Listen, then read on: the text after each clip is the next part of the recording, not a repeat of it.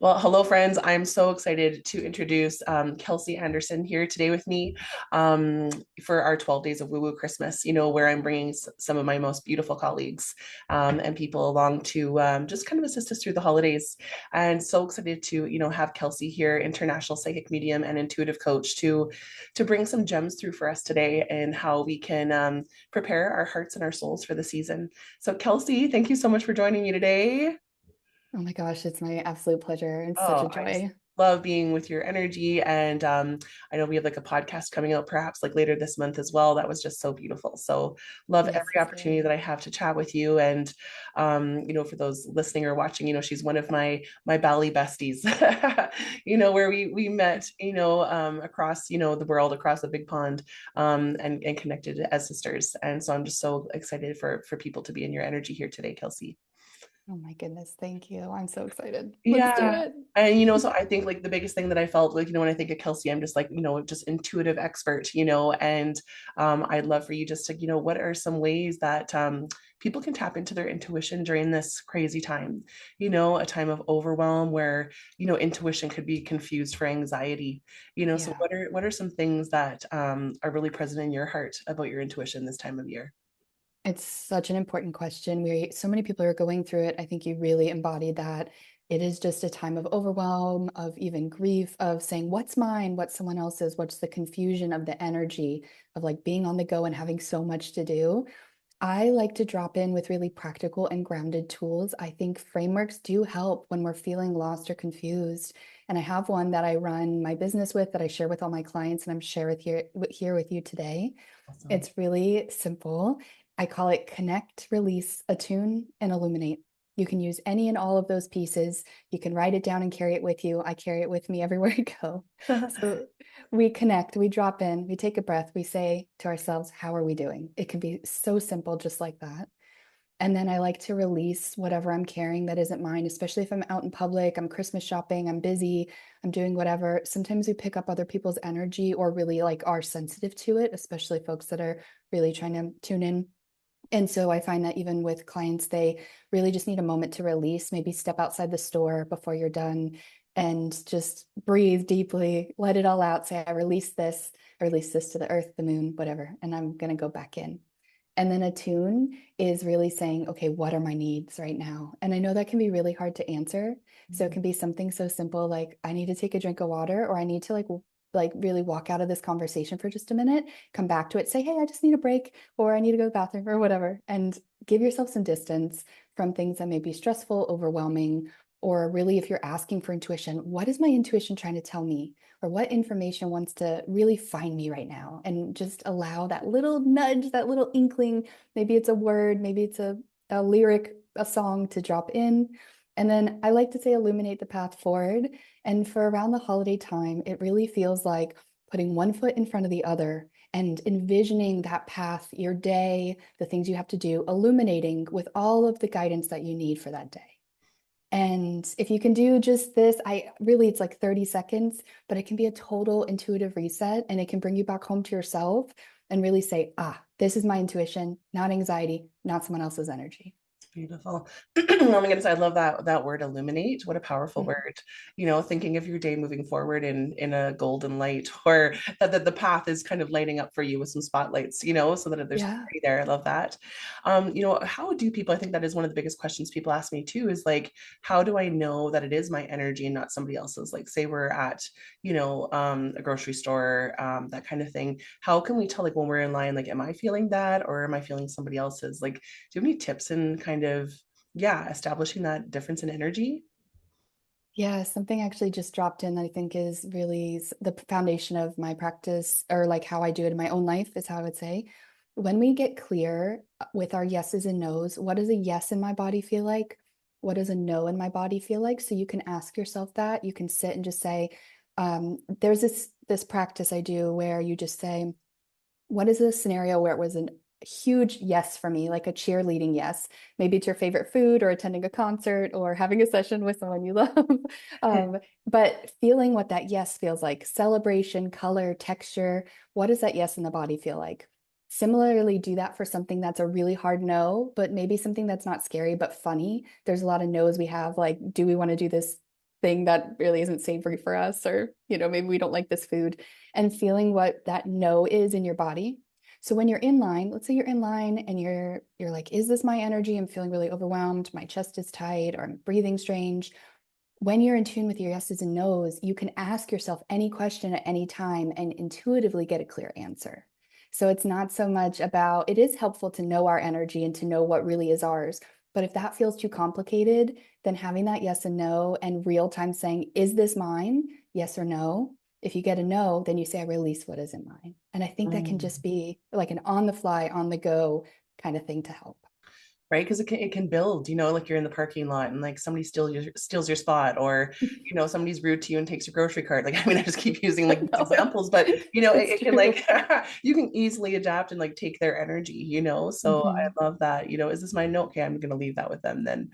And because of this, like, undercurrent possibly, of emotions that people feel during this time, how is one of your favorite ways to distinguish between like anxiety and intuition? Like, we're hosting like, so many events at my house this Oh yeah. Christmas, family members, a wedding, all these kind of things. How even like for me, other people that are hosting, is it excitement, or is it anxiety? Is it Mhm. how can we, does it feel like alignment? How are different ways that we can kind of understand that those cues that our body gives us? What are some things you think of? Yeah. There are some things that come through, and I think, to be honest, we all are figuring this out all the time. It's like an ever-evolving Right? conversation with ourselves. Yeah. And to preface this, I have lots to say, but I don't always get it right myself. I am deeply human, but once you do feel the differences, it helps tremendously. So beautifully stated on like from your question.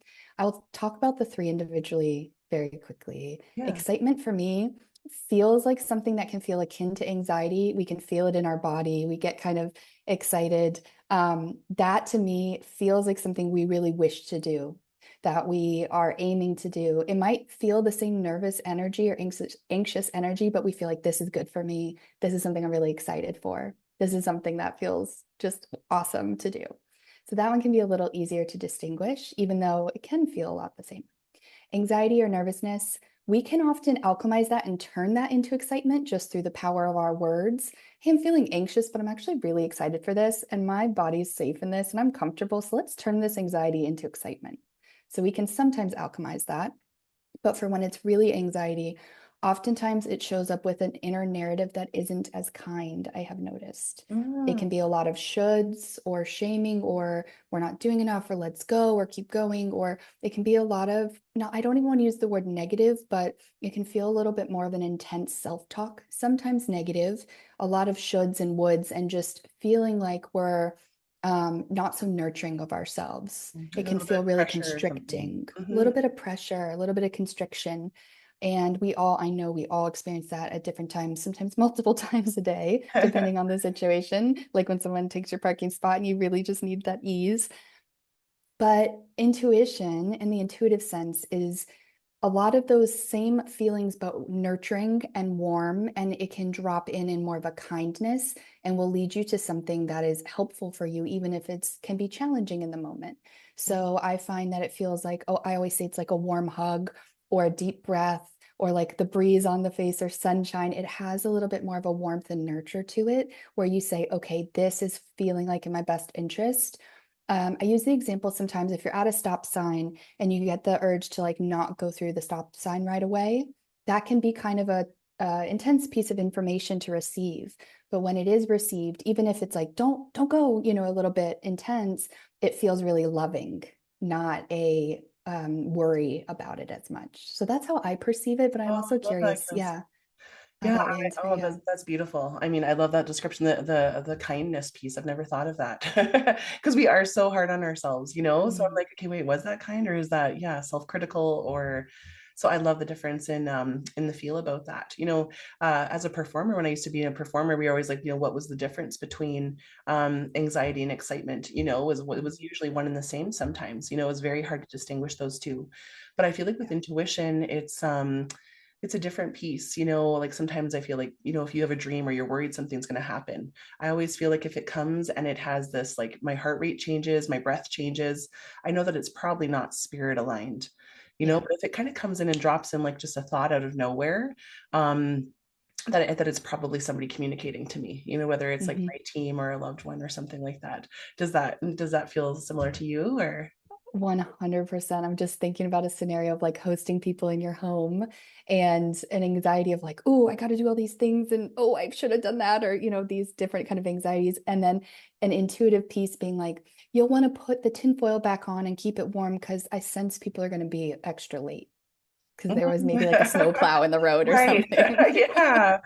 Oh yeah, I And love that. so a little bit of a distinction of just a silly example of maybe how we receive information and what they both feel like. I love that.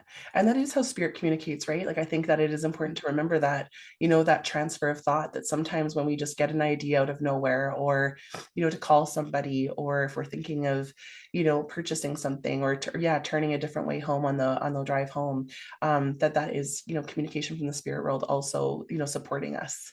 Yeah. Oh Yeah. my gosh, it surely is. What a beautiful way to expand and explain that and receive that. Well, Kelsey, I mean, those are such beautiful nuggets for, I think, for people to let them wash over them, and to experiment with a little bit. I think, so much of our intuition is, we think it's so serious about how we think about it, Yes. but it can be played with, like I love that idea that we can just experiment with it, even just asking yourself, is this a yes for me, or is this a no for me? Um, do you use certain things like pendulums or your body to do muscle testing, or how can somebody feel a really strong yes this holiday? How can they feel a really strong no? I use two different things. It's such a good question. And I wholeheartedly agree. Body testing is great, especially out in public because it's subtle. If you are visualizing your yeses and nos, if you're in a safe place to do that, sometimes I close my eyes and say yes or no. And if it's a yes, for me, it's like multicolored and it sparkles and it flashes. So I like to Oh. visualize my yeses. And with no, for me, it's red and it's kind of harsh. It's a pretty like harsh, but not scary, just harsh. Mm. But if I'm out and I don't want to close my eyes or don't want to bring stuff into my visual field, or just I have chasing after a 4-year-old in the grocery store who Total wants every chaos. toy on the shelf, Yes. has his own basket of things that he wants to get, then I love body testing. There's two quick ways. One for me is, yeah, I stand still. Yes is leaning forward, no is leaning backward, or one in each hand. So sometimes I'll weigh options. You can even do this with food or with ideas. One in the left hand, one in the right. Close your eyes, seeing which one lowers. And then the higher one is my yes, and the lower one is my no in that moment. So just visually kind of placing these two options. Visually, or if you physically have objects that you're trying to decide Oh, I've between, never you can heard do of both. that. Oh, that's really cool. I know there's other testing out there. I'm not sure there's like ones with your fingers and stuff like that, but There's so many I there's want to so much to learn. play with. But I love like visually thinking of colors, like creating the intention to see colors as well. That's really beautiful. Yeah. Oh, well, Kelsey, so lovely to have you here today, and what a gift you are, to so many people that you touch, and to my life as well. How can people find you, or what are your offerings for the new year? So I am available everywhere on Kelsey Anderson Medium. I've recently made that easy because there's so many places. YouTube, the podcast, Substack, and on my website. So thank you for asking that. Just Kelsey Anderson Medium. And the offering that people are coming more and more for lately, which I do just psychic medium sessions one-on-one, is my soul guidance sessions, where people are just really wanting more of this soulful expansion, this intuition. It really just feels like a safe, nurturing place, like a warm hug in action. Mm. And so that's really where people can find me mostly in this new year. Beautiful, Kelsey. Thank you. Thank you. And Merry Christmas Yeah. to you. All the way in Croatia now you are. Yes, Merry Christmas to you and everyone else. And truly so Uh, much love to everybody. thank you, Kelsey. You're welcome. Bye.